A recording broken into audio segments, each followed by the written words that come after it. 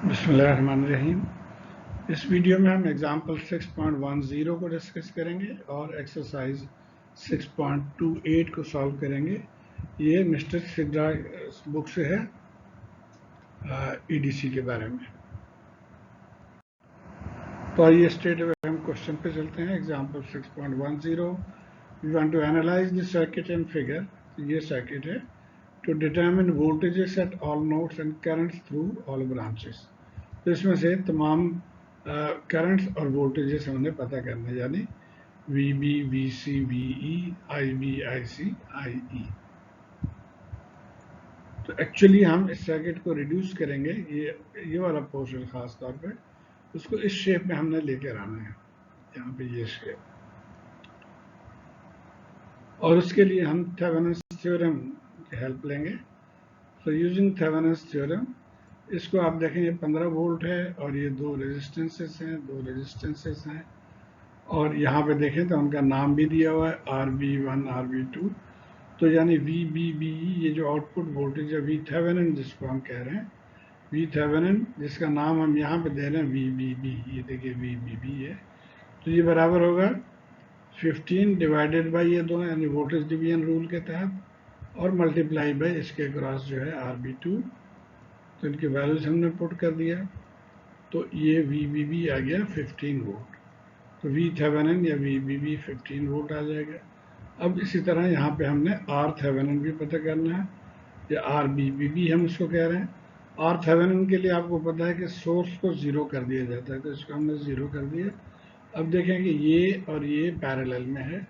इस चीज़ को यहाँ से भी आप देख सकते हैं कि इस सोर्स को अगर हमने ग्राउंड कर दिया और इसको हम रीड्रॉ कर लें इस तरह से, तो ये दोनों पैरेलल में नज़र आ रहे हैं। तो इनको हमने पैरेलल में सॉल्व करना है।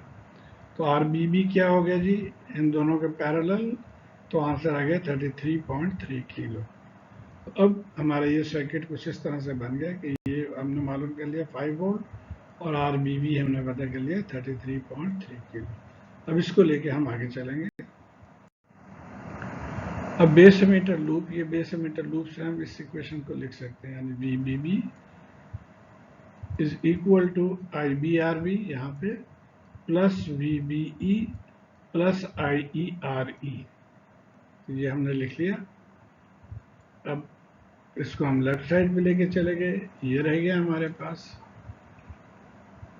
और ये वैल्यूज तो हमें पता है, हमने इसको सिंप्लीफाई करना IB को भी IE के फॉर्म में लाने के लिए हम इस फॉर्मूला को यूज़ करना है। और यहाँ पे हमने ये फर्ज करना है कि ये सर्किट एक्टिव मोड में है। जब एक्टिव मोड में हम फर्ज कर लेंगे तभी हम इस फॉर्मूले को यूज़ कर सकते हैं। तो यहाँ से IB आ जाएगा जी IE divided by beta plus 1। इसको अब यहाँ हम पुट कर देंगे इस इक्वेशन में। तो ये हमने पुट कर दिया। अब इनके वैल्यूज पुट कर देंगे हम। ये सारे वैल्यूज हमने पुट कर दिए जो नोन है। तो यहाँ से ये सिंप्लीफाइड फॉर्म में आ गया, और IE यहाँ से आ गया जी 1.29 मिली एम्पेयर। तो IE हमने निकाल लिया। अब हम बेस करंट निकाल सकते हैं इसी फार्मूले को यूज करके। तो 1.29 डिवाइडेड बाई 100, यानी 100 प्लस 1 दैट इज 101, ये वैल्यू आ गया। तो IB हो गया 0.0128 मिली एम्पेयर। तो IE IB हमने मालूम कर लिया। अब बाकी पैरामीटर्स हम यहाँ से मालूम करेंगे। सबसे पहले बेस वोल्टेज, यानी यहाँ पे वोल्टेज जो है वो मालूम कर सकते हैं यहाँ से। और वो क्या होगा कि ये वोल्टेज VBE प्लस IERE। सो VB यानी बेस वोल्टेज, VBE 0.7 है, और ये दोनों चीज़ें हमने मालूम कर ली हैं। तो यहाँ से निकल आया 4.57। उसके बाद VE जो यहाँ पे वोल्टेज है, वो ये हमें ऑलरेडी पता है, करंट और रेजिस्टेंस। तो इनसे मल्टीप्लाई करके हमें ये VE वोल्टेज भी आ गया। अब VC मालूम करने के लिए हमें IC पता करना होगा। IC की ये फॉर्मूला है IC के लिए, IC is alpha into E।